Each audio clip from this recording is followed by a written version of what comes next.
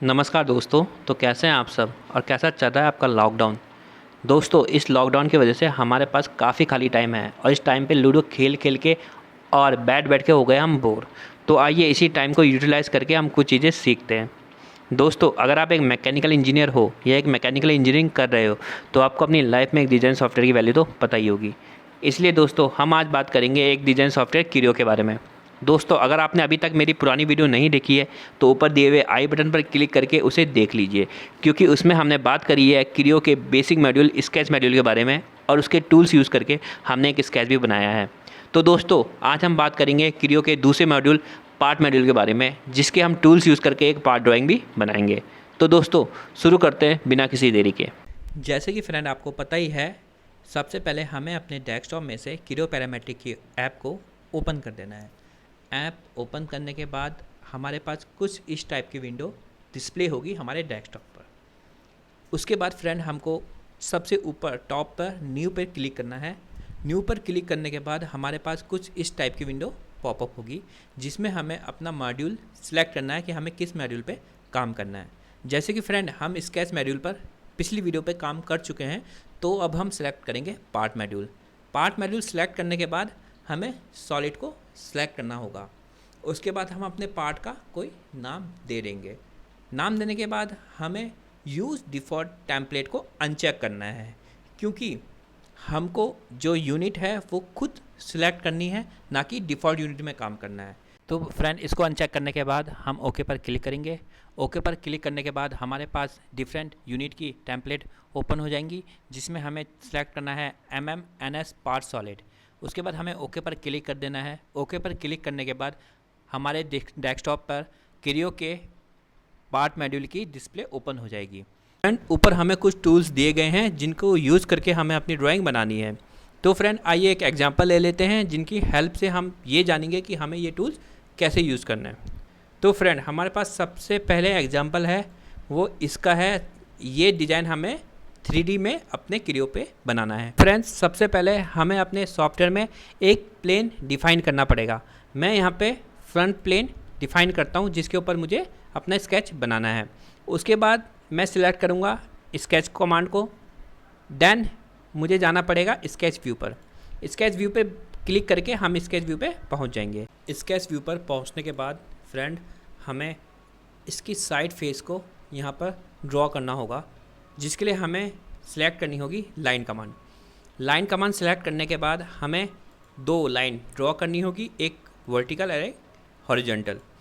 उसके बाद हमें माउस के मिडिल बटन को 2 बार टैप करके इस कमांड से बाहर आ जाना है फ्रेंड। उसके बाद हमें इसकी डायमेंशन डिफाइन करनी है, जो कि हमें दे रखी है vertical 70 and horizontal 70। Then friend हमें एक हॉरिजॉन्टल लाइन ड्रॉ करनी है, जिसकी जो डायमेंशन है वो है 30 mm। उसके बाद फ्रेंड हमें एक वर्टिकल लाइन ड्रॉ करनी है, जिसकी जो हमें डायमेंशन दी गई है वो है 20 mm। देन फिर से एक horizontal line, same dimension 20 mm की। देन फ्रेंड हमें एक और वर्टिकल लाइन ड्रॉ करनी है, जिसकी जो डायमेंशन है वो हमें दी गई है 20 mm। उसके बाद फिर से हमें एक हॉरिजॉन्टल लाइन ड्रॉ करनी है, जिसकी जो हमें डायमेंशन दी गई है वो फ्रेंड 20 mm दी गई है, और फिर एक वर्टिकल लाइन जो बाय डिफ़ॉल्ट हमें इसके बेस से कनेक्ट करनी है। तो फ्रेंड, जो हमारा स्केच है वो बनके तैयार हो चुका है। मैंने आपको पहले भी बताया था कि जो हमारा स्केच होना चाहिए वो टोटली क्लोज होना चाहिए, जो उसके अंदर का पार्ट है वो शेडेड आना चाहिए। तो इसका मतलब ये है कि हमारा जो पार्ट है वो फुल्ली क्लोज्ड है। उसके बाद हम अपनी डायमेंशन एक बार रीचेक कर लेंगे अपने पार्ट के साथ। तो जो हमारी डायमेंशन है वो सेम है। उसके बाद हमें अब इसकी थिकनेस डिफ़ाइन करनी है। थिकनेस डिफ़ाइन करने के लिए हम सबसे पहले स्केच मॉड्यूल से बाहर आ जाएंगे, जो कि आना है हमें ओके पर क्लिक करके। ओके पर क्लिक करके हम स्केच मॉड्यूल से बाहर आ जाएंगे। उसके बाद इसकी थिकनेस डिफ़ाइन करने के लिए हमें एक्सक्यूट कमांड पे क्लिक करना होगा। एक्सक्यूट कमांड पर क्लिक करने के बाद हमारे पास कुछ इस टाइप की विंडो ओपन होगी। एक्सक्यूट कमांड पे आने के बाद हमें अपने पार्ट की थिकनेस डिफाइन करनी है, जो कि हमें दी गई है 50। उसके बाद हमें एक्सट्रूड कमांड में और बहुत सारे ऑप्शन देखने को मिलते हैं, जैसे surface, remove material and wire frame model and preview का। प्रीव्यू से हम पहले ही प्रीव्यू देख सकते हैं कि हमारा मॉडल तैयार होने के बाद कैसा लगेगा। उसके बाद हम यहाँ पर ओके पर क्लिक कर देते हैं। ओके पर क्लिक करने के बाद जो रैंड एक्सक्यूट के बाद हमारा जो पार्ट है वो बन के हो गया है रेडी। अब ये जो हमारा पार्ट है वो 3D मॉडलिंग में कुछ इस प्रकार दिखेगा। अब फ्रेंड जो क्रियो है वो हमें और भी बहुत सारे ऑप्शन देता है, जिसमें हम इसे डिफरेंट फ्रेम में देख सकते हैं। जो मैंने फ्रेम अभी यूज़ करता हूँ वो है शेडिंग विद एज। तो इसके एज में आपको एक शेडिंग, ब्लैक सी शेडिंग दिखाई देगी। और भी क्रियो हमें बहुत सारे अलग अलग ऑप्शन देता है, जैसे अगर आपको इसको वायर फ्रेम मॉडल में देखना है तो आप वायर फ्रेम में देख सकते हैं। तो ये मॉडल वायर फ्रेम में कुछ इस प्रकार दिखेगा। ऐसे आपको बहुत सारे और ऑप्शन हैं जिसमें हम इन्हें यूज़ कर सकते हैं। ठीक है फ्रेंड, चलो अब बात करते हैं दूसरे एग्जाम्पल की तरफ। तो फ्रेंड दूसरा डिज़ाइन बनाने के लिए हमें ये डिज़ाइन सेव करना पड़ेगा, तो आप इसे सेव एज में जाके सेव कर सकते हैं जहां आपको इसको सेव करना है। बट अब मैं इसे सेव करते हुए नहीं, दूसरी हमें अब नई ड्राइंग बनानी है, तो मैं इसे क्लोज़ करूँगा। क्लोज़ करने के बाद हम वही प्रोसीजर दोबारा ट्राई करेंगे, दोबारा करेंगे वही प्रोसीजर जो हमने पहले किया। पार्ट को सिलेक्ट करके टेम्पलेट को अनचेक करके हमें सिलेक्ट करना है NS सॉलिड एंड ओके। उसके बाद हम दोबारा पार्ट मॉड्यूल में आ गए हैं। तो फ्रेंड जो हमारा दूसरा एग्जांपल है वो है ये। अब हमें ये जो 2D ड्राइंग है इसे क्रियो पे 3D ड्राइंग बनानी है। तो इसमें जैसे आपको देखने को मिल रहा है कि इसमें हमें 2 सर्कल्स पहले बनाने हैं जिनका डायमीटर 30, जिनकी रेडियस 30 और 15 है। तो फ्रेंड आइए शुरू करते हैं। इसमें करने के लिए हमें एक प्लेन सेलेक्ट करना पड़ेगा, जो मैं सेलेक्ट कर रहा हूँ top plane. Top plane select करने के बाद मुझे अब स्केच को सिलेक्ट करना है। स्केच को सिलेक्ट करने के बाद मुझे स्केच व्यू पे जाना है। अब फ्रेंड हम आ चुके हैं स्केच व्यू में। तो जैसे कि हमने अब 2 सर्कल ड्रॉ करने हैं अपने स्केच में, तो पहला सर्कल एंड सेकंड सर्कल। इसके बाद मैं इनकी डायमेंशन डिफाइन करूँगा, जिसमें ये फ्रेंड जो ये अभी जो डायमेंशन दिखा रहा है ये दिखा रहा है डायमीटर। तो हमें उसकी रेडियस 30 दी है, तो अगर उसकी रेडियस 30 है तो उसका डायमीटर 60 होगा। देन अगर उसकी रेडियस 15 है तो उसका डायमीटर 30 होगा, जो हमें पता ही है। ये हमारे 2 सर्कल बन चुके हैं। तो फ्रेंड अगर हम फिर देखें तो इसके सेंटर से एक लाइन आ रही है जिसकी जो डायमेंशन है वो 38 है। तो हम ऐसी इसके सेंटर से एक टेंजेंट लाइन खींचेंगे जिसकी जो डायमीटर है वो है 38। देन फ्रेंड दूसरी लाइन है जो इसके उससे सेम डिस्टेंस से टेंजेंट आ रही है, जिसकी जो डायमेंशन है वो 38 है। देन फ्रेंड हम इन दोनों लाइनों को एक लाइन से जोड़ देंगे। तो फ्रेंड्स ये हमारा फर्स्ट पार्ट बन चुका है। इसका फर्स्ट पार्ट हमारा बन चुका है। इसमें हमें अब कुछ सेगमेंट को डिलीट करना है जो सेगमेंट यहाँ पे नहीं है। तो यहाँ पे जो ये वाला सेगमेंट है ये इसमें नहीं है, तो हमें ये सेगमेंट डिलीट करना होगा, जिसके लिए हम यूज़ करेंगे delete segment. Delete segment command से हम ये सेगमेंट डिलीट कर देंगे। अब हमारा लगभग जो हमारा पार्ट है वो उसका स्केच बनके तैयार हो चुका है। तो फ्रेंड डबल माउस के सेंटर बटन को दबा के मैं इस कमांड से बाहर आ जाऊंगा, और जैसे कि आप देख रहे हो कि जो मेरा स्केच है वो क्लोज है, तो मैं इसको एक्सिक्यूट के लिए ओके कर दूंगा। तो हम ओके करके कमांड से बाहर आ जाएंगे स्केच से। इसके बाद मैं एक्सिक्यूट को सिलेक्ट करूँगा। अब आपको पता है एक्सिक्यूट में हमें एक इसकी थिकनेस देनी पड़ेगी, जो थिकनेस इसमें हमें दे रखी है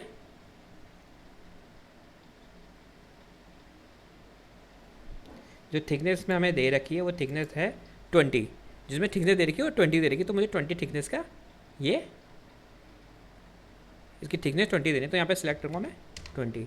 अब जैसे आप देख सकते हो मेरा जो एक्सक्यूट है वो बनके तैयार हो चुका है।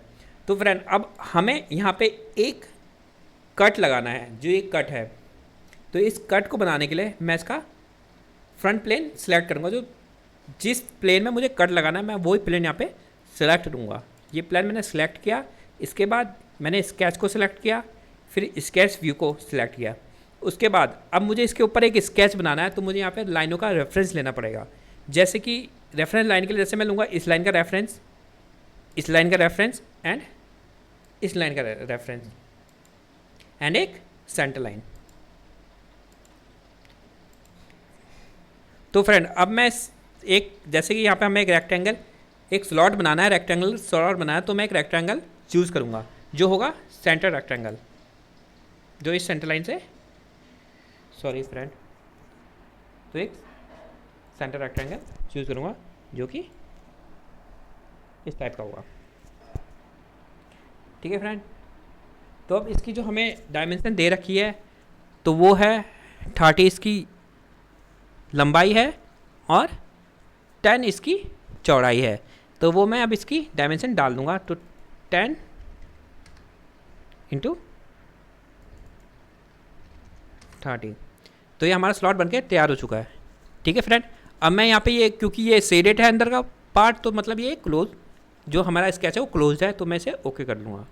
ओके करने के बाद फ्रेंड अब मैं इसे स्लॉट बनाने के लिए फिर एक्सट्रूड कमांड में जाऊँगा।